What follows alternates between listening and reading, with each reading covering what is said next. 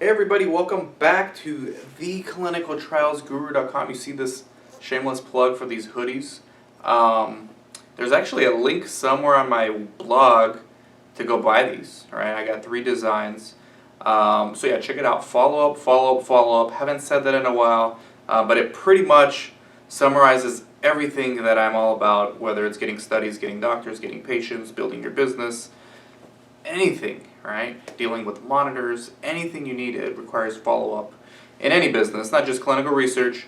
Thank you guys for watching. This is going to be video number 5 in a row, I believe, where I intend to go at least 20 minutes or longer. I'm going to be still in town one more week. So right now it's December 10th.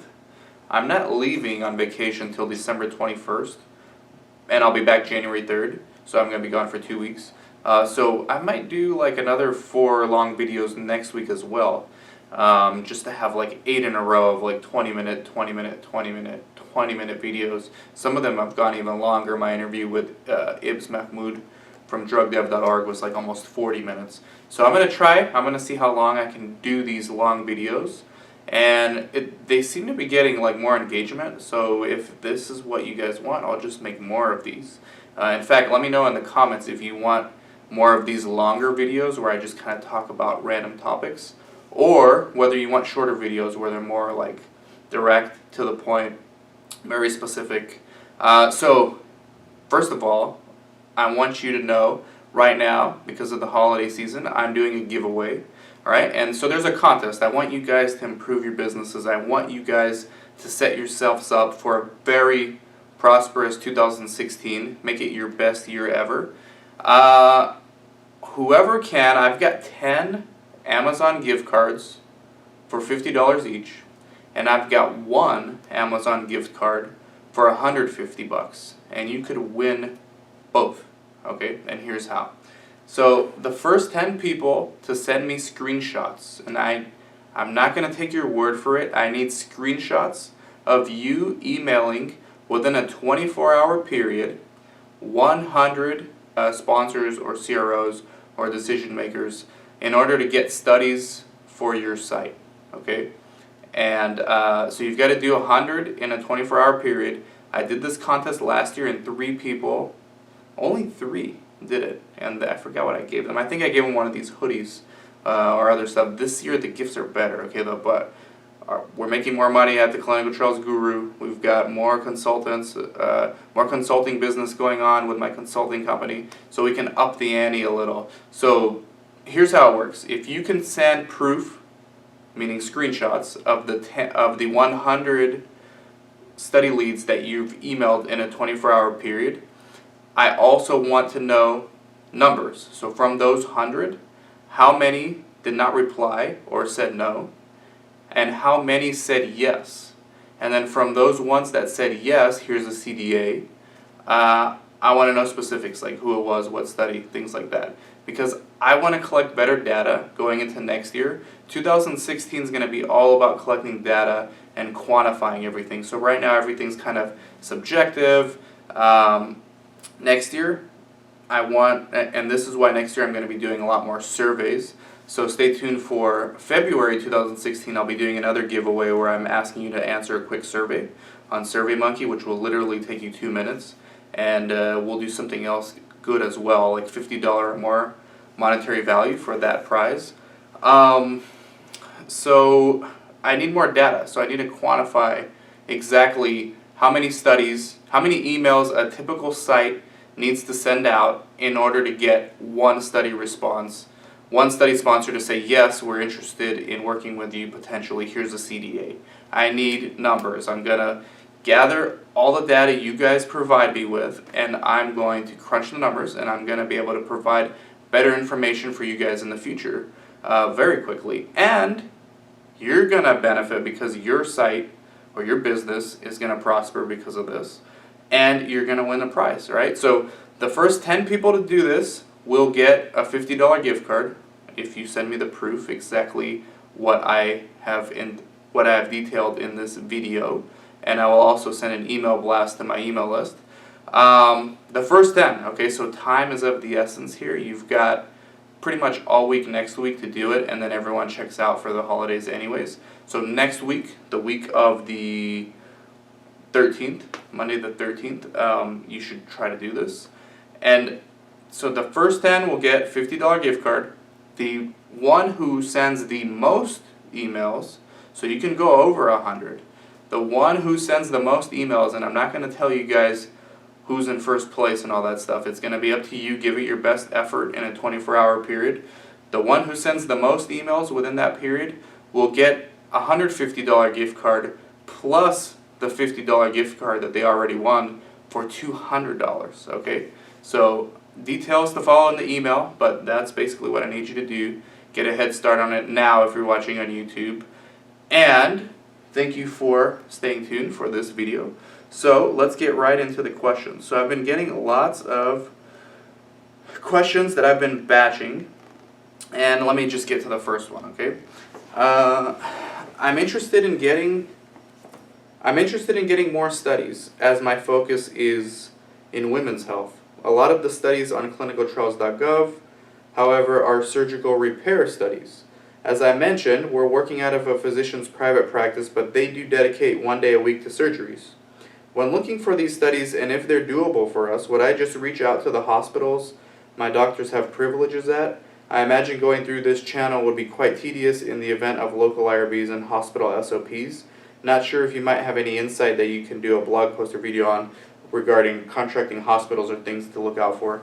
So if you're fortunate enough, like one of my clients is here in Southern California, locally based, they do a lot of surgery trials, and they actually have a lot of outpatient surgery centers that they own that they actually can do a lot of these studies in. So for example, they have a hernia study right now, and that's an outpatient procedure, so it does not require overnight stay.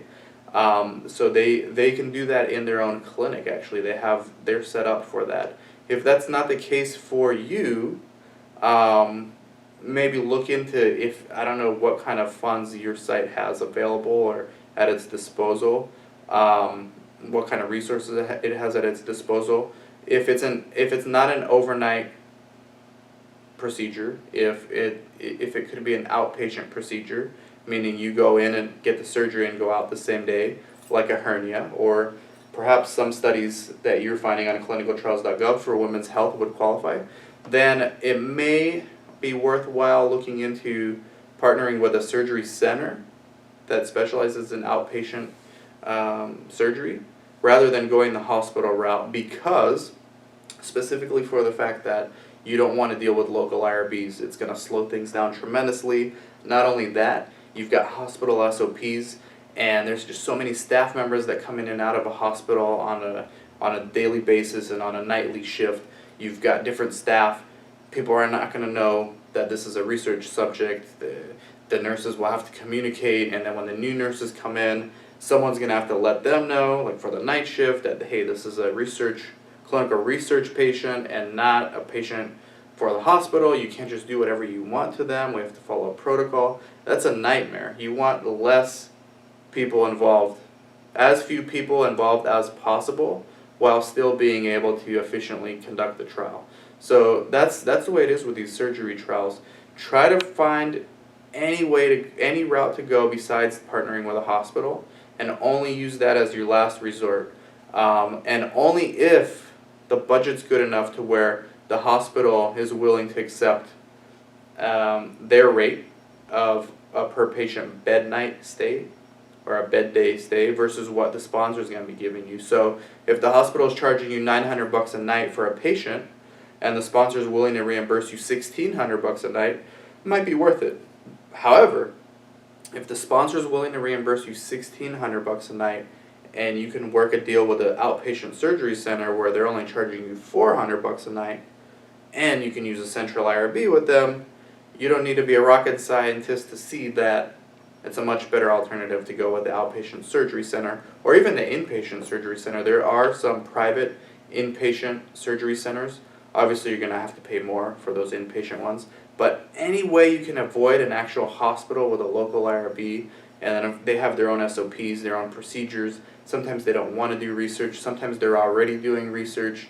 Of course, it's helpful if your doctor has privileges there and it's helpful if your doctor actually interacts with the nursing staff there on a regular basis, because then he or she will be able to tell the hospital staff exactly what needs to be done for this particular patient when they're there. But I would still try to avoid the hospitals because they always charge more. It always costs more at the hospital and more potential complications there than at private inpatient or outpatient surgery centers when doing these kind of trials, okay?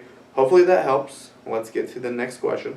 I know you're going on a holiday this week. Sorry to bother you. No, I'm not. I'm going on the 22nd, okay? So lately, the industry is talking a lot about electronic informed consent, EIC, and even the FDA has come up with draft guidance to use EIC. Did you come across any studies or sponsors that had already implemented this technology? The answer is no. Okay, how does it work? What are the tools that you are aware of in implementing this? Hope to hear from you soon. So, the answer is no, but the other answer, the flip side to this coin is, it's coming. All right, for those of you that don't think this is here, like knocking on our door, it is. It's here. I just interviewed, like I said earlier, Ibs Mahmoud, CEO of DrugDev.org.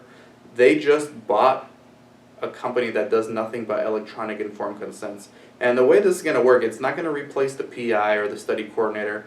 It's not really going to impact your informed consent process. It's just that rather than having an informed consent be done on paper, it's going to be done electronically, either on a tablet, this is a phone, but a tablet, or a computer, or one of those laptops that the sponsors usually issue sites for various things like entering e-surveys, or e-surveys meaning patient surveys, or they don't really send laptops for entering data, but they send laptops for different things, like for asthma studies or COPD studies. They send laptops to connect to the spirometry machine. There's different reasons for them to send laptops. They might send laptops for informed consent, or most likely they'll send a tablet. So it's not really going to impact the process, the consenting process at the site, other than the fact that you're not going to have paper. What it is going to do, though, is because everything's going to be time-stamped, the sponsors and the CROs and the monitors are going to know, they're going to have a lot better data. Remember how in the beginning of this video I was talking about data, and how right now everything's kind of subjective, but as we start gathering more data, like me gathering data to determine exactly on average how many emails a typical site needs to send out to receive one response, yes, and here's a CDA and here's a feasibility survey, I'm going to actually get those numbers one way or another pretty soon. I'm going to have concrete, no longer subjective data. Same thing with informed consent. Now everything's going to be time-stamped. We use this in real estate. We use e-contracts and e-signatures, and it tells you exactly what time they signed it, how long the document's been looked at, when was it open, and when was it signed. So the same thing with the e-informed consent. You're going to be able to tell when the file was opened and when it was signed. And if it was signed in like 5 seconds, they're going to know that there's no way this informed consent was properly explained to the study participant. Not only that, they're going to be able to tell what page you're reading at what time and how long you spent on each page. So for those of you guys who like to cut corners, and we've all done this before, regardless of what anyone tells you, we've all been in a hurry and rushed someone through informed consent, and it's not the best thing to do, but everyone's done it. If anyone tells you that they have not done that at their site, don't believe it, alright? We've all done that. Well, now you're going to have to be really careful about not doing those kind of things, because it's going to be time-stamped, and they're going to know how much time was spent on page 1. Was it initialed and dated at the bottom? What time was that? Page 2, same thing. Page 3, same thing. We're going to get to the point where you can actually be able to read their eyes and see what lines they were looking at. We're not there yet. If you don't think that's coming, you're out of your mind, right? That's coming next. This is just the beginning. We're going to be able to tell what words they were reading very soon as well. We're not there yet. Like I said, don't be alarmed. It's going to be gradual progression, right? So right now you're going to be able to have timestamps. You're going to be able to know how much time was spent. Of course, you're going to see who conducted the informed consent. And I know for a long time they were debating with the idea, they being sponsors, were toying with the idea of recording the process of informed consent, and there was some HIPAA issues there that I think a lot of sponsors didn't want to really touch or didn't really want to get into. But this is about as close to observing the process of consent as possible without violating HIPAA. They were experimenting with video recording the informed consent process earlier. They were also experimenting with audio recording the informed consent process earlier. Those are both gray areas when it comes to HIPAA. This, e-informed consent, is not. Okay, as long as they're not monitoring you either by audio or video. And if they do that, they do have to notify you legally, because that could be a potential HIPAA issue. But don't think that we're going to be on paper consents for very much longer. Just like there's no more paper CRFs these days. I mean, it's like almost impossible to find a study that still uses paper CRFs. And as a matter of fact, if you find a study that uses paper CRFs, email me, subject line, I found a study using paper CRFs, and send me proof, and I'll send you a $50 Amazon gift card as well, because I don't think they're out there. And if they are, I'd be curious to know what it is. And so if you don't think this is the future, and like I said, knowing how much time was spent on one page is one thing, but the technology is going to get to the point where they can follow the eye movements of the patient as they're reading the words, and that actually is not going to conflict with HIPAA either, because they're not going to look at the identity of the patient. They're just going to track eye movements. I mean, some of these phones, not the iPhone, but I used to have a Galaxy Note, it knew when I was looking at it and when I wasn't, and the screen would turn on and off. So it's not, and this was back in 2012. So if you don't think that's coming by 2020 or 2025 at the latest, you're out of your mind, all right? So e-informed consents are coming, and I think it's going to be good, because it's going to, again, prevent a lot of sites from cutting corners, which is ultimately going to enhance the overall experience of the study participant. Even if the study participants, I mean, I've had study participants in the past who literally have told me, I don't care what the consent says, I just want to sign it. I've had that happen, and I've still gone through the consent with them. I may have gone through it faster than I would have with someone else who was asking questions, but I did go through it, just because you wouldn't feel right about just having them initial every page and like signing it in 2 minutes.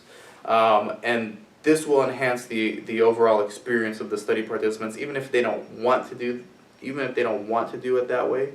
They're gonna have to, and then by default, they're gonna be more informed of the potential benefits and side effects of the clinical trial. So I think it's good, even though it sounds like more work, and it sounds a little scary, and it sounds a little invasive and intrusive.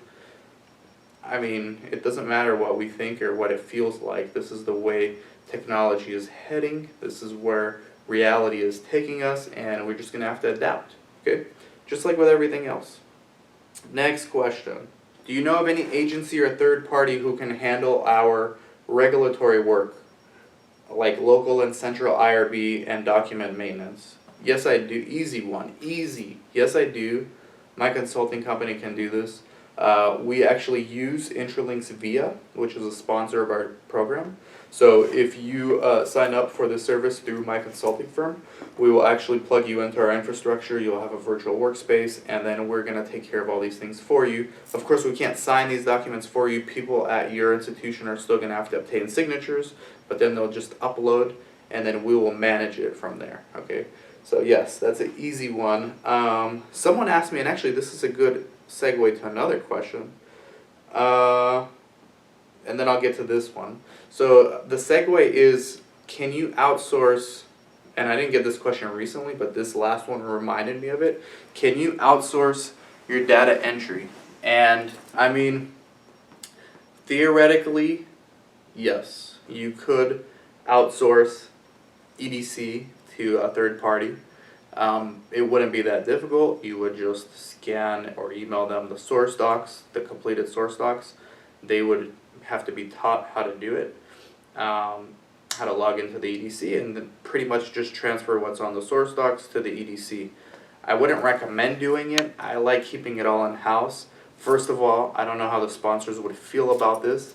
I'm assuming that the person who asked me that question is not going to let the sponsor know they're doing that. They're just going to get it done. And of course, they're going to be reviewing and answering the queries, I would hope. So I do understand the logic behind the question. And actually, when I got that question, I actually thought about, would it be possible for me to do this at one of my sites? I've talked to some of my team members and they suggested not to do so, which is kind of where I was leaning with also, because it's just too risky. If a sponsor is to find out, I mean, there's all kinds of legal issues there. You're sending source docs to a party that's not affiliated with your institution. They're not on the 1572. So practically yes, and you could probably outsource this to like India, if you like to follow that 4-hour work week mentality that Tim Ferriss popularized a few years, almost 10 years ago now.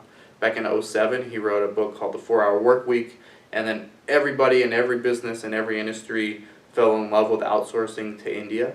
And what we've discovered since then is that quality of work is not on par with, obviously, that being done in the United States or that being done in-house at your own site. But yes, it's possible. Wouldn't be surprised if there are some sites actually doing it. I have never heard of any sites doing this. But I know if I considered it at one point after hearing the question, someone else had to have come up with that idea, and I'm sure someone else has tried it before.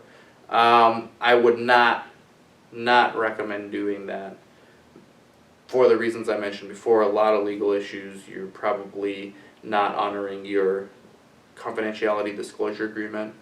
They're not on the 1572. You just don't want to do that, right? So don't do that, but is it possible? Yes. Okay. Next question. Hey Dan, when is the best time to invoice for archiving fees? Our site has a 7-year safety study that we're negotiating, and they request the files to be kept for 5 years. So you invoice that right away, as soon as the SIV is finished, or as soon as the contract's executed. I wouldn't wait 1 minute, because whenever studies get started, it always takes long to get your first initial payment. So especially if you're in a cash flow crunch, which most new sites are, they can use some of this advance fees and startup fees and anything they can invoice to help them with their working capital needs.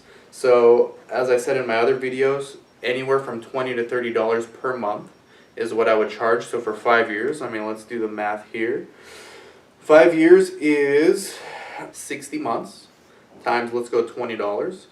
That's $1,200. So that's what you want to put in your contract, $1,200 archiving fee. If you can get away with $1,500, that'd be good. And invoice that right away, ASAP. All right. Same thing with pharmacy fee. Same thing with well, you couldn't do that with transportation fees, but pharmacy fee, archiving fee, and the startup fee. Right. So hopefully these answers help you guys with your questions. And that's it. That's all the questions I have for today. I think I went over 20 minutes, so my streak is alive, and I'll keep doing this next week as well, all right? Dan from theclinicaltrialsguru.com. Don't forget about the contest. I need as many of you as possible to do this. The first 10 will get a $50 gift card, and then the top sender of most emails will get an extra $150 for a grand total of $200 gift card, okay? Dan from theclinicaltrialsguru.com, 949-415-6256. Take care.